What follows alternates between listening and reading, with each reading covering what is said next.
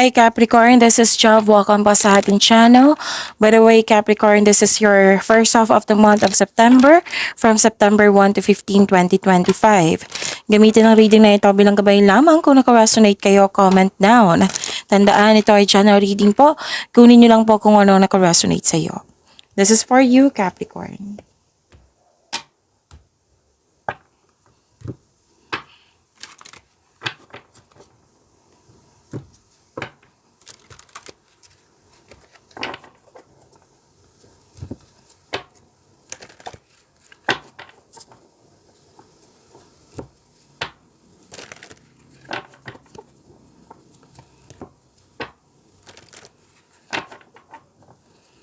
Para po ito sa iyo, Capricorn.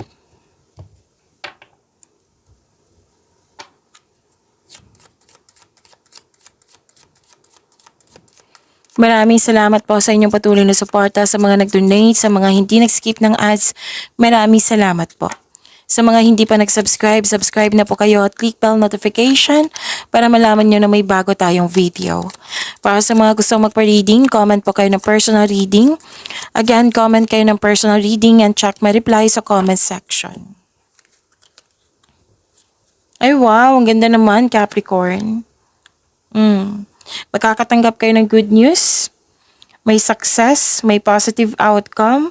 And kitang-kita ko dito sa tatlong card mo na ito na you're happy. Joy and happiness nakikita ko dito. So claim nyo po. May pagbabago, may paglilipat sa malayong lugar or bibigyan mo na ng aksyon yung matagal mo ng plano. Maaring makatanggap ka din ng balita na may nanganak, buntes or ikakasal.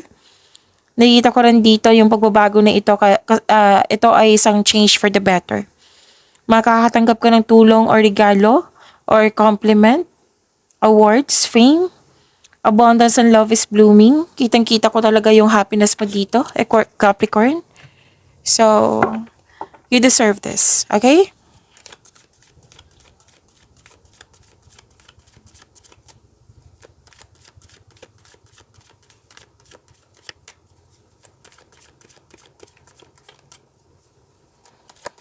Energy po ni Capricorn ngayong September 1 to 15, 2025.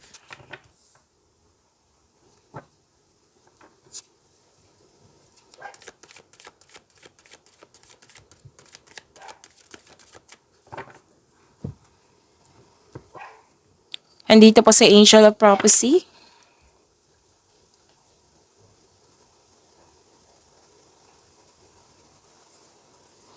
Kung may napansan kayo na repeating message, yan po yung pinupush ng cards nyo po. Like for example, nanood kayo sa isang video reading nyo, monthly gabay tarot reading nyo, daily gabay tarot reading nyo, weekly gabay tarot reading nyo, at dito din sa first half of the month of September.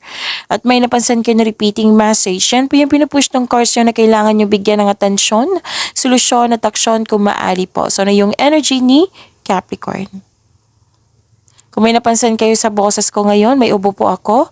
So, pasensya na po. Focus lang po kayo sa mensahe para may makuha kayong gabay.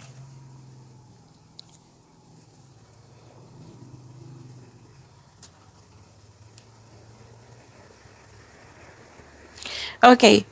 To attract more blessings, let us say the power affirmation. Kasi dito sa Angel of Prophecy. Let us say, I am waiting for a reason and I make the most of the time I am given to gain new insight. Again, I am waiting for a reason and I make the most of the time I am given to gain new insight.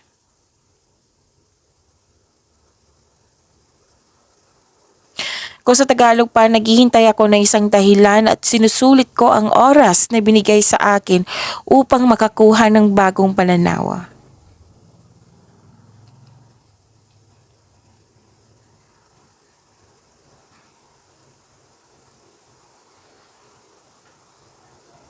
So, ending with new beginning po.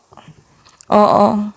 Ang ganda nito kasi mawawala na yung mga blockages, mga hadlang, may pagtatapos sa isang mapait na sinapit kasi gusto mo ma-move forward. Nagaganap ang pagbabago po kung ikaw mismo ay tanggap ang pagtatapos nito. Ang pagsuko na ito ay lumilikha ng isang pakiramdam ng kapayapaan at pasasalamat. So, accept and learn the past situation. Okay? Pwede din nabigyan ng solusyon yung problema. Yung nagbigyan na ng sagot yung mga katanungan.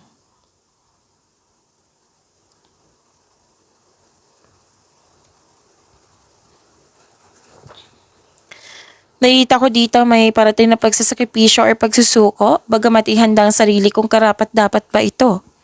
Nag-iisip ka dito pero hindi gumagalaw. This card asks you to try to invest your time wisely while you wait. Okay? And nag-aantay ka dito eh. Pwedeng job, what I meant is pwedeng in-offer sa iyo.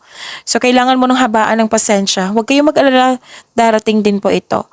Kung may balak kayong maggasta sa isang bagay or mag-invest, huwag magdesisyon agad. Kailangan niyo po ng time for reflection. Kumbaga, pag-isipan niyo po ng mabuti.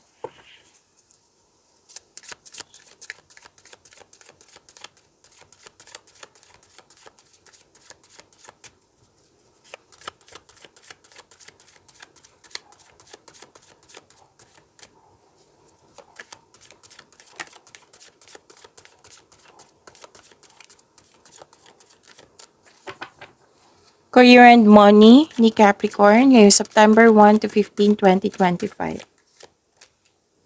So, huwag kayong matakot sa card na ito ha, kasi this is Angel of Freedom, walang mangyayaring masama. So, takpan ko lang para hindi kayo ma-distract.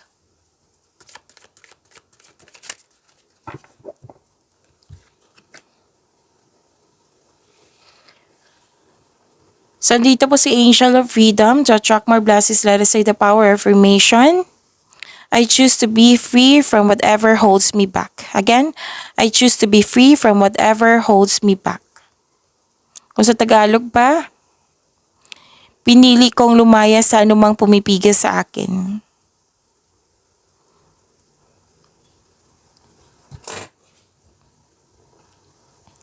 Okay. Umiwas kayo sa toxicity, controlling person, or iwasan mo mag-overspend sa pera or overspending sa trabaho. Kailangan po ng freedom, kailangan po ng recovery, sabi ng iyong card. At nakikita ko rin dito na may job opportunity or new source of income na maaring makainahan sa kaperahan mo. Kaya ang sabi ng card nyo, huwag mong palampasin ang pagkakataon na ito, Capricorn. Pero then again, try ka sa mga ginagawa mo dyan. Kaya may nakita akong overspending sa trabaho. So, balance po ay kailangan. Again, balance po ay kailangan. So, sobrang focus mo sa career and money. So, balance lang po. Wag lang po kayo mag-overspend. Oo.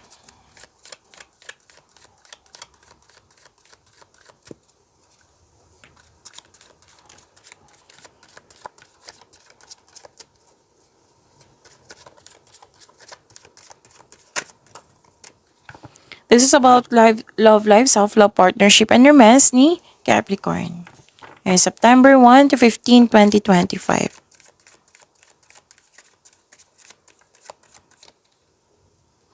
Wow, dito po si Angel of Success. May paalala ang card nyo dito na kung may nararamdaman kayong restriction or para kang nakatali sa isang bagay or sa isang tao or sa isang sitwasyon, kayo lang po ang makakawala dyan. Kumbaga, willingness na dapat magkaroon ng freedom. Okay? Kayo po ang makakawala mismo. Hindi ibang tao, huwag kang maghintay na kung sino man yung kumbaga maghintay ng sa panahon ba ang makapaglaya sa iyo. Sabi ng card dito, kayo po mismo. Kayo po ang makapagbigay ng laya. Okay? Basta mo po may willingness lang po. Single ka man, may relasyon sa buhay mag-asawa.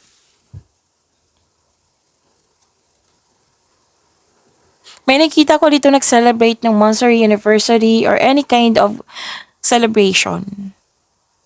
Okay? Pwede din natapos na yung construction ng dream house mo or natapos yung project nyo.